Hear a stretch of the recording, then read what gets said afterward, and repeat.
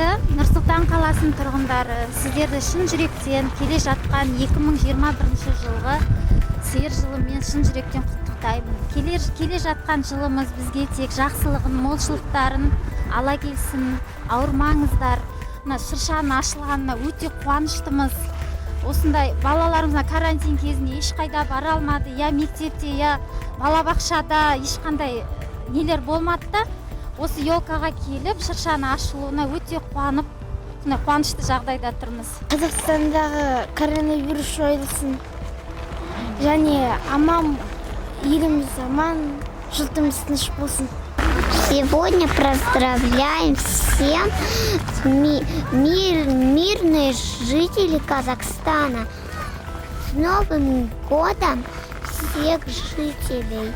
Бүгін біздің Көктал паркында ашылған осындай мұз айдынына келіп отырмыз.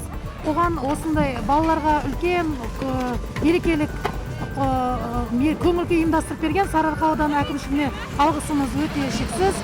Өйткені осы қаланың тұрғыны ретінде мен мынандай үлкен мұз айдын көрген жоқпын. Расымен балалардың көңіл күйі керемет, Аяз ата жүр, қаншама ватрушкаларына көпбалалы отбасы балаларын тегін беріп жатыр. Осындай әрдайым ұйымдастыра білген біздің қалалық әкімдікке және осы Сарыарқа ауданы әкімдігіне алғысымыз шексіз.